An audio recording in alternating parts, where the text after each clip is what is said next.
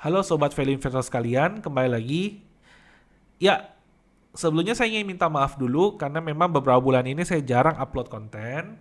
Cuma tadi saya ada kepikiran satu tema konten kali ini yang mungkin bisa menginspirasi bagi Sobat Investor sekalian. Oh ya, sebelumnya di sini kita udah upgrade kamera dengan mic ini juga. Saya berharap ini bisa membuat tambah jernih video dan suaranya dan kedepannya bisa membuat lebih menginspirasi lagi ke depannya ya dengan tema-tema diskusi kita selanjutnya.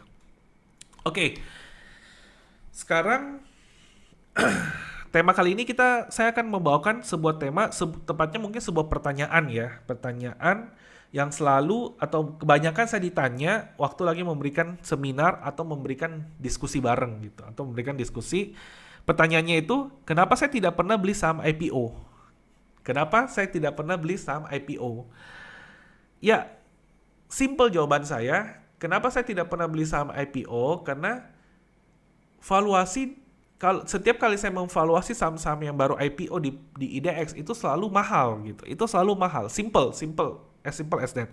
Cuman Cuma memang kita tahu value investing sendiri kan memang terbagi menjadi dua besar antara growth investing atau sama value investing murni yang si garbat seperti waktu Warren Buffett mula-mula gitu ya.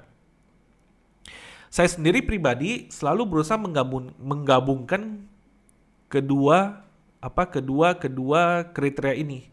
Jadi pertama, saya selalu melihat dulu sisi valuasi perusahaan itu terhadap aset-asetnya, ekuitasnya terhadap nilai saham yang ditawarkan. Setelah itu baru melihat masuk ke dalam kualitas perusahaan itu, gimana produknya, gimana mode itu perusahaan, gimana kelemahan itu perusahaan di mana dan di mana kelebihan itu perusahaannya itu gimana, serta masuk lagi ke manajemen, direksi dan komisarisnya, serta ownernya dalam mensupport perusahaan itu. Nah, kembali lagi, kenapa saya nggak pernah beli saham IPO? Karena menurut saya itu, jadi valuasi perusahaan IPO yang ada di IDX selama beberapa tahun ini menurut saya itu selalu kemahalan gitu ya. Jadi masuk poin itu saja, itu udah terbentur dengan kriteria saya. Makanya sebelum masuk ke poin selanjutnya, itu udah terbentur, udah tersaring. Jadi saya nggak pernah beli saham IPO. Dan juga karena dia baru IPO, jadi kita belum melihat gimana track and record komisaris lah, track and record direksi lah, dan track and record ownernya dalam mensupport perusahaan itu, gitu ya. Memang kita bisa men-searching pribadi-pribadi mereka di Google gimana track and recordnya di luar, tapi kan terkadang ada yang kita butuhkan juga di sini untuk melihat track and record dalam mengambil keputusan untuk perusahaan itu tersebut. Jadi komisaris lah, direksinya gimana mengambil keputusan untuk perusahaan itu tersebut. Saya sering selalu baca buku-buku Warren Buffett. Setahu saya, Warren Buffett juga tidak pernah membeli saham IPO. Ya, alasannya kemungkinan ya karena sama juga, karena memang valuasi saham IPO itu mahal dan memang manajemennya belum bisa kita lihat dalam menjalankan itu perusahaan. Tapi sebenarnya di sini simpelnya yang saya mau bilang, pertanyaan selanjutnya kan pasti ada yang bertanya, kenapa owner mau jual perusahaan itu mahal gitu ya. Simpelnya kita nggak bisa salahkan owner kenapa dia jual perusahaan itu mahal gitu. Simpelnya gini deh, kita balik aja lah, seandainya kalau kita yang jadi owner itu perusahaan itu bagus, perusahaan itu profit, bertumbuh segala macam dan lain-lain, mungkin nggak kita balik ini ya, kita yang jadi owner ya, mungkin nggak perusahaan kita mau jual sahamnya dengan harga murah? Mungkin nggak gitu. Jawabannya kalau saya pribadi ditanya, atau mungkin 10 orang ditanya juga, 10-10 saya berani yakin pasti jawabannya nggak mungkin gitu. Buat apa saya jual perusahaan saya murah? Buat apa gitu loh. Kalau saya butuh duit pun, kalau perusahaan butuh uang pun, ya mending saya cari utang aja. Mending saya cari utang, benar kan? Mending saya cari utang untuk menutupi, karena kebutuhan dana itu kan itu mungkin bisa dibilang short term karena memang perusahaan itu masih grow dan bagus gitu. Yang penting saya cari utangan, saya bayar bunga beres. Saya nggak perlu bagi kue sama pemegang saham lainnya.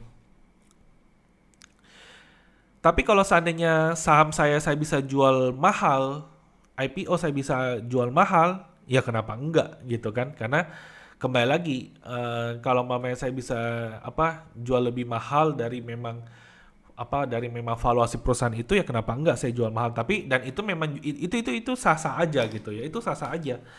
Karena memang kita tahu juga owner dalam membangun perusahaan itu bukan cuma modal uang yang diperlukan, tapi kan juga modal waktu dia, bagaimana dia, uang keringat dia, gimana merintis itu perusahaan, gimana jatuh bangunnya dia dalam itu perusahaan gitu, gimana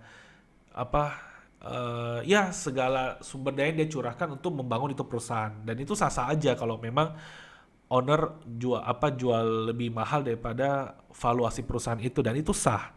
Cuman di sini yang saya mau tekankan, kita juga punya pilihan untuk kalau memang kita anggap mahal itu perusahaan itu sahamnya, ya kita nggak usah beli gitu loh. Jadi ya itu tadi, kita punya pilihan untuk nggak beli kalau memang kita anggap saham itu jual mahal, tapi kalau kita anggap saham itu jual murah ya kita beli gitu.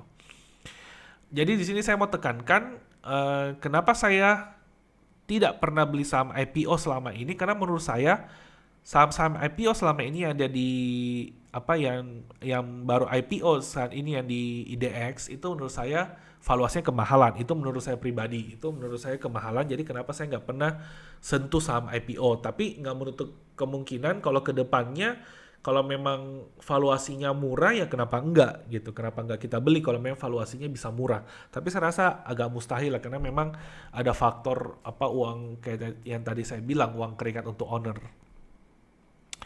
Oke, sampai di sini dulu pembahasan kali ini.